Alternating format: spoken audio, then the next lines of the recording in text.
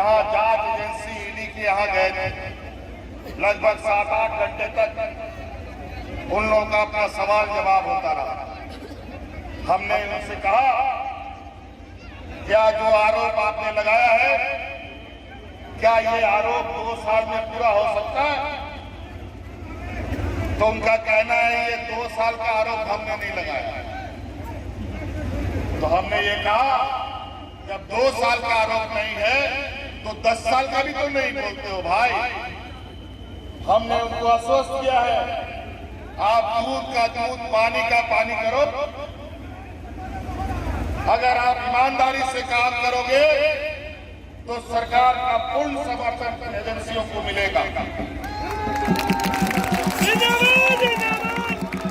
लेकिन एक पक्षीय कार्रवाई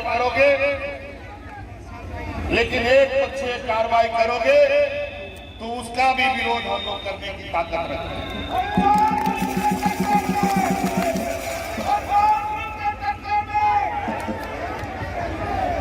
झारखंड के तपते सियासी पारे पर सीएम हेमंत सोरेन ने यह कहते हुए विराम लगा दिया है कि जब भी सियासत पर संकट आए, आप लोग सत्ता की रक्षा के लिए तैयार रहे, एकजुट रहे और राज्य को लूटने वाले ताकतों से सावधान रहे। बता दें कि गुरुवार को ईडी द्वारा सीएम हेमंत सोरेन को पूछताछ के लिए बुलाए जाने के बाद राज्य का सियासी पारा अचानक गर्म हो गया था। गुरुवार को राजधानी रांची झामुमो नेताओं और कार्यकर्ताओं से खचाखच भर गया। राज्य के सभी जिलों में से पार्टी के नेता और कार्यकर्ता पूरी तैयारी में पहुंचे थे। कार्यकर्ता पूरी रात रांची की सड़कों पर सीएम हेमंत सोरेन का हाल जानने डटे रहे। उनको ना रहने की चिंता नजर आई, ना खाने पीने की। समर्थक बस मुख्यमंत्री को एक झलक देखना चाह रहे थे। करीब 7-8 घंटे पूछताछ के बाद गुरुवार देर रात सीएम लौटे, मगर ईडी कार्यालय में क्या हुआ यह उनके समर्थक जानना चाहते थे। इसी वजह से शुक्रवार सुबह से ही समर्थक उनके आवास के पास जुटने लगे। देखते ही देखते मुख्यमंत्री आवास के बाहर हजारों की संख्या में उनके समर्थक बैनर, पोस्टर और तख्तियां लेकर पहुंच गए। सभी मुख्यमंत्री के मुंह से कुशलक्षेम जानना चाह रहे थे। गगनभेदी नारों से पूरा मुख्यमंत्री आवास परिसर गूंजता रहा। दोपहर करीब 1:30 बजे मुख्यमंत्री राज्य के सभी मंत्रियों एवं यूपीए गठबंधन के विधायकों के साथ अपने समर्थकों से मिलने पहुंचे, जहां समर्थकों ने मुख्यमंत्री का गर्मजोशी से स्वागत किया। मुख्यमंत्री ने अपने संबोधन में क्या कहा, इसे आप भी सुने। मूलवासी आदिवासी दलाल किस्म के लोग हमारे विपक्षों के साथ मिलकर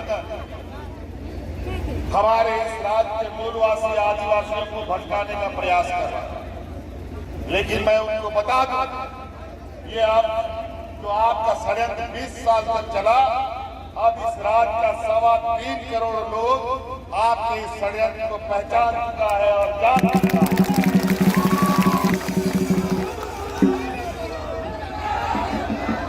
और यही वजह है कि 2019 में ये डबल इंजन की सरकार का एक इंजन को उठा करके 36 कर दिया।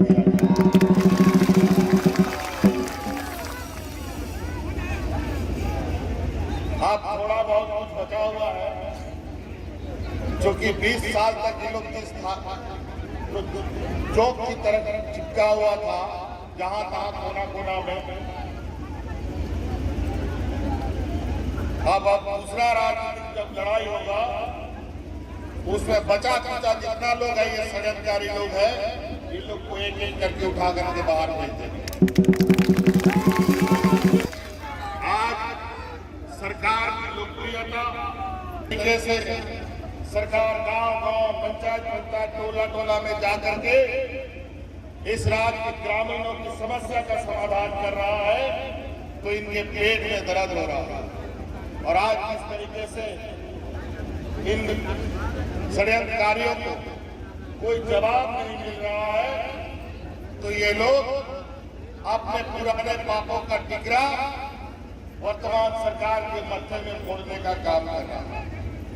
यहाँ जांच एजेंसी ईडी के यहाँ गए थे। लगभग 7-8 घंटे तक उन लोगों का अपना सवाल जवाब होता रहा। हमने उनसे कहा, क्या जो आरोप आपने लगाया है, क्या ये आरोप 2 साल में पूरा हो सकता है? तो उनका कहना है ये 2 साल का आरोप हमने नहीं लगाया। तो हमने ये कहा जब 2 साल का आरोप नहीं है तो 10 साल का भी तो नहीं बोलते हो भाई। हमने उनको आश्वस्त किया है आप दूध का दूध पानी का पानी करो।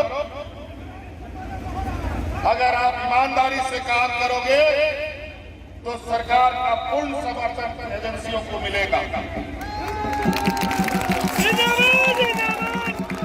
लेकिन एक पक्षीय कार्रवाई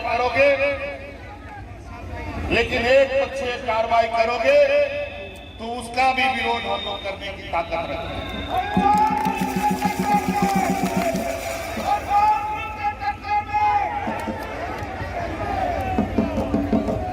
हमें जांच एजेंसियों से कोई परहेज नहीं है, कोई गुरेज नहीं है।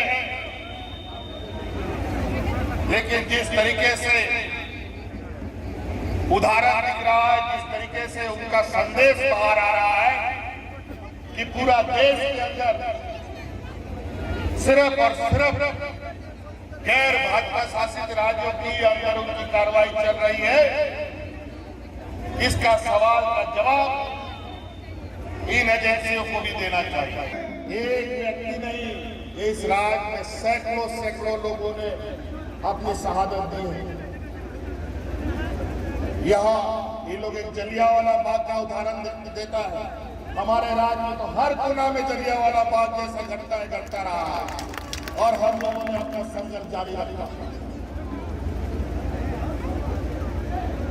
इसलिए साथी आप लोग का बहुत बहुत आभार। आपके इसी आशीर्वाद से हमें ताकत मिलता है। आप बस यूं ही एकजुटता बनाए रखिए। आगे जो भी मुसीबत, जो भी तूफान होगा, पहले हमसे टकराएगा, फिर इस राज्य में।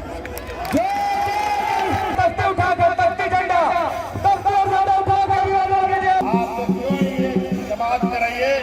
आप यहाँ के मूलवासी आदिवासियों को एक छत में आना पड़ेगा, हर हाल में एक छत में आना पड़ेगा, तभी आपको अपना अधिकार मिलेगा। अगर अलग अलग बांटने का काम किए, जो कि भारतीय जनता पार्टी हमारे विरोधी इस काम को अंजाम देने में बहुत तेजी से सक्रिय होते हैं और सफल भी होने लगते हैं, उनके इस षड्यंत्र को समझने का कोशिश कीजिए। आज देश का क्या हालत है, आज विकास का क्या हालत है। आज महंगाई आसमान छू रहा है, गरीब भूखा मरने के लिए तैयार है। आज कोरोना में जो कंपनियां खोली बंद हो गई, वो खुलने का नाम नहीं ले रही। आज अर्थव्यवस्था औंधे मुंह खड़ा पड़ा है। आज संयोग से ये खुशी की बात की, गौरव की बात की है कि आज इस राज्य में 80% लोग ग्रामीण क्षेत्र में खेती बाड़ी करके अपना जीवन यापन करते हैं। और एक ऐसा साधन है जो हमेशा जीवन में लोगों को लाभ देने का काम करता है और रोजगार देने का काम करता है। कोई भरोसा नहीं, कब आपका फैक्ट्री बंद कर देगा, कब आपको धक्का मार के कंपनी से बाहर निकाल देगा, कोई ठीक नहीं। आज धीरे धीरे सरकारी एजेंसियों में भी नौकरियां खत्म हो रही है, बैंकों का मर्जर हो रहा है। कई ऐसी संस्थाएं हैं जहां प्राइवेट में नौकरियां दी जा रही है। प्राइवेट में नौकरियां देने का मतलब आपका आरक्षण खत्म। तो यहाँ पर मेहनत करने का मौका नहीं मिलता। खनिज संपदाओं का लाभ दूसरे राज्यों को मिलता है। यहाँ का कोयला लोहा से दूसरा राज्य जगमगाता है, यहाँ के लोग अंधेरे में रहने के लिए मजबूर होते हैं। और हमारी कार्य योजना ऐसी है कि इस राज्य आदिवासियों का राज रहा तो अगले 10 साल के अंदर ये राज्य गुजरात को टक्कर देने की स्थिति में आ जाए। चाहिए हमें पता है यहाँ पर किस तरीके की योजनाएं लागू करें और यहाँ के लोगों का समग्र विकास किस तरीके से हो सकता है, और यहाँ का नदी नाला पहाड़ कहाँ क्या क्या चीजें हैं, हमसे ज्यादा भारतीय जनता पार्टी नहीं बता सकती। आप हमसे बिल्कुल आपका ये बुलंद एकता देखकर निश्चित रूप से आने वाला जो लड़ाई है, जो हमारी इम्तिहान की घड़ी आज के जनसैलाब से लगता है, निश्चित रूप से अभी तो ये हम लोगों ने आपको दिखाया है पूरा पूरी बात। बाद में दिखाएंगे। दूर दूर से भी आए हैं, लेकिन आप लोग को ऐसी परिस्थितियों को हमेशा ध्यान रखना है। एक आवाज में एकदम भेड़ की तरह आप लोग को चींटियों की तरह घर घर से निकलना होगा और इस षड्यंत्रकारी पर तोड़ आप लोगों का काम करना